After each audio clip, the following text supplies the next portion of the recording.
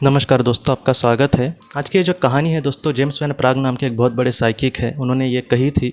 उनके यहाँ पर दोस्तों एक ऐसी माँ आई थी जिसने अपने बेटे को खोया था और वो उसके लिए बहुत ही ज़्यादा दुखी थी। तो वो माँ ये कहती है कि मैं अपने बेटे के लिए बहुत ज़्यादा दुखी हूँ। और उस बेटे का एक प्यारा कुत्ता था दोस्तों, जिसके साथ वो तीनों बहुत ही अच्छे से रहते थे। और उसका जब बेटा चला गया तब कुछ दिनों के बाद उस कुत्ते की भी मौत हो गई दोस्तों। तो ये माँ जो थी उसकी बहुत ही ज़्यादा दुखी थी। वो ये कह रही थी कि उस डॉग को कहीं ना कहीं मैं अपने बेटे का वो बहुत ही मन पसंदीदा डॉग है, उस तरीके से देखती थी।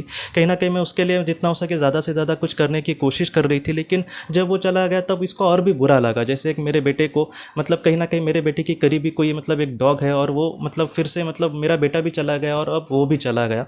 तो इस तरीके से वो बहुत ही ज़्यादा दुखी थी और वो ये कह रही थी कि मुझे समझ नहीं आ रहा कि मैं जीवन में कैसे आगे बढ़ूंगी। अगर मेरे करीबी इंसान को अगर भगवान लेकर गया है तो वो मुझे क्यों नहीं लेकर गया। वो इतनी दुखी थी। बाद में जेम्स वैन प्राग ये कहते हैं कि जब उससे बात कर रहे थे तब वहाँ पर दोस्तों इसके जो बेटा है उसकी सोल वहाँ पर आ गई। और सबसे पहले उसने इस तरीके से कहा कि माँ, तुम यहाँ पर ज़रा भी चिंता मत करना। पृथ्वी पर मैं जिस दुनिया में हूँ वहाँ पर सच में बहुत ही अच्छा हूँ। यहाँ पर मुझे एक तिनके की भी कमी नहीं होती।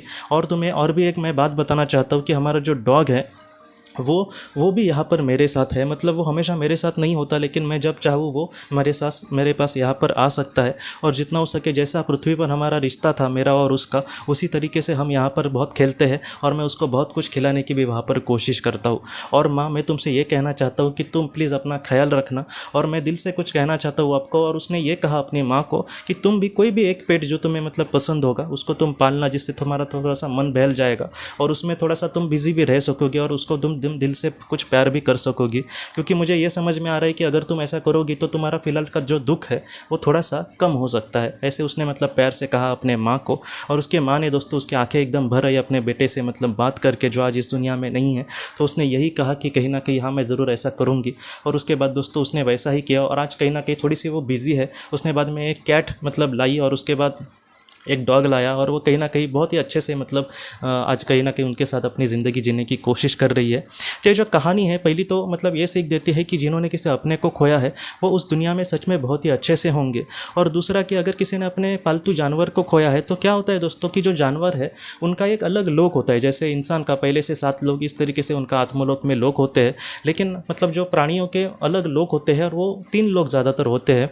तो ऐसे वक्त में अगर मेरा किसी जानवर के साथ बहुत ही अच्छा रिश्ता था और मैं समझो आत्मलोक में चला गया, और अगर ऐसे वक्त में मुझे उसको, वो भी इस दुनिया में समझो नहीं है पृथ्वी पर, वो आत्मलोक में ही है।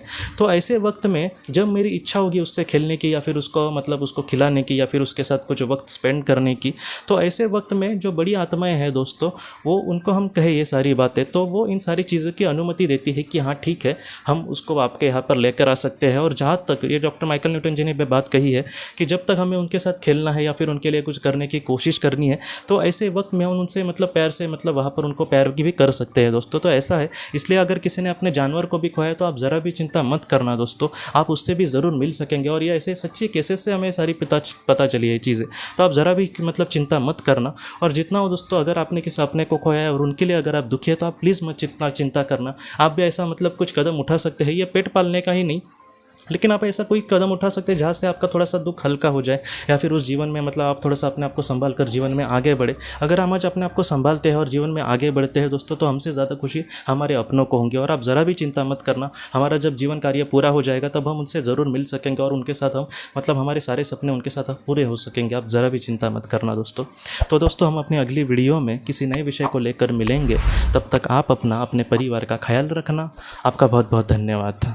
ज़िंदगी की रोशनी ये एक कंसल्टेंसी है जो ऐसे लोगों को मदद करने की कोशिश करती है जिन्होंने किसी अपने को खोया है, या फिर जो लोग अपने जीवन में बहुत ही ज़्यादा दुखी है। जो लोग इस संस्था के साथ जुड़ते हैं उन्हें पास्ट लाइफ रिग्रेशन की ऑडियोज़ भेजी जाएगी, जिससे घर बैठे वह पास्ट लाइफ रिग्रेशन का अभ्यास कर सकते हैं। और उन्हें 5 मेडिटेशन ध्यान की भी ऑडियोज़ भेजी जाएगी। और इसके साथ साथ उन्हें PDF किताबें भेजी जाएंगी जो हिंदी और अंग्रेज़ी में है, जो मोबाइल पर या फिर लैपटॉप पर आप उसे पढ़ सकते हैं।